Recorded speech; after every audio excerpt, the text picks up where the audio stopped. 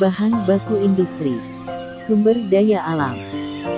Sebagian besar menganggapnya sebagai sandaran hidup, penghasilan utama untuk memenuhi kebutuhan dan ekonomi. Telah ada yang memanfaatkan potensi ini sehingga menjadi peluang yang lebih besar. Karet alam. Dalam skala besar, hamparan kebun dapat dianggap sebagai lapangan pekerjaan. Dikelola perorangan, sebagai perusahaan, swadaya, dan sebagainya.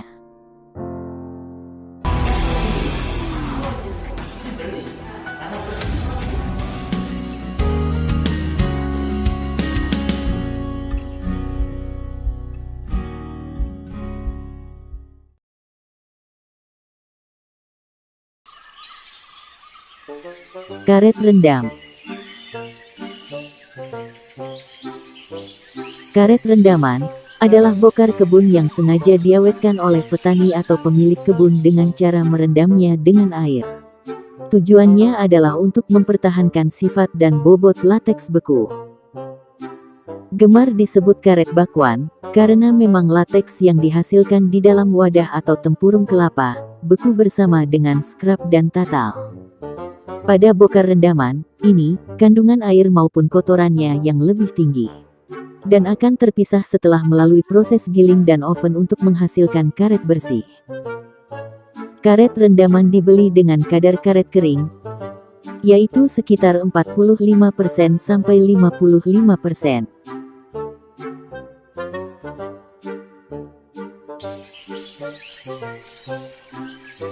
Lateks cair, atau lateks pekat. Karet jenis ini berbentuk cairan putih pekat, tidak berbentuk lembaran atau padatan lainnya. Lateks pekat yang ada di pasaran dibuat melalui proses pengenceran dan pengadukan.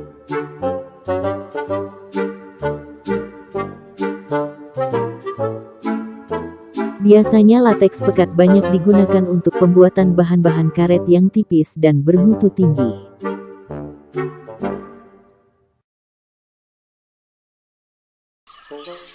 Sheet angin.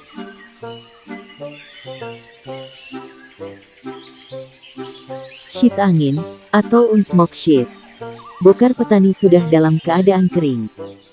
Lateks murni diperoleh dari penyaringan sehingga terpisah dari kotoran, seperti daun dan tatal.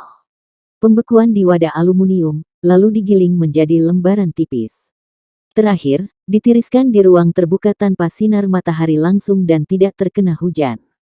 Pengolahan karet sheet angin menghasilkan karet yang bermutu, sehingga dibeli dengan kadar 90–95%.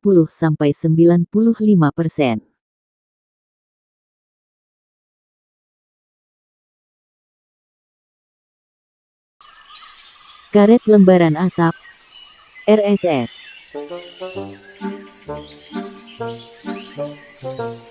RSS, atau Light Smoke Sheet, melibatkan tenaga yang lebih banyak, sehingga dapat dijadikan program swadaya di pedesaan.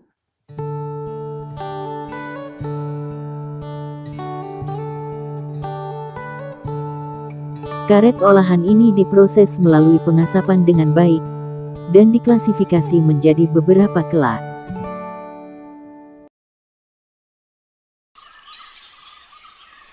Karet kering. Pola kerja berbeda yang dilakukan di tingkat petani.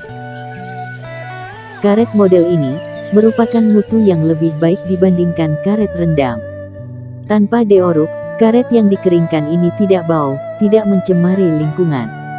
Perolehan lateks melalui penyadapan seperti pada umumnya. Lateks yang dikumpulkan pada bambu dengan lingkaran 10–15 cm. Perbedaannya adalah, lateks beku selanjutnya diproses kering angin pada rak. Karet kering ini tidak dicampurkan dengan tali skrap, dan tidak dijual dalam keadaan basah. Pola kerja hasilkan karet bermutu ini diperkenalkan melalui program-program yang bekerja sama dengan pemerintah, seperti inisiasi WWF, GIZ Sasti dan sebagainya yang melakukan pendekatan sekaligus pembelian. Pada proses pengolahan karet kering, jika masa pengeringannya lebih lama, maka kadar karet akan semakin tinggi. Karet dipisah menurut masa pengeringan. Minimal 14 hari, harga karet dihitung dengan kadar 65%. Berbeda lagi jika masa pengeringan 1 bulan, 2 bulan, dan 3 bulan.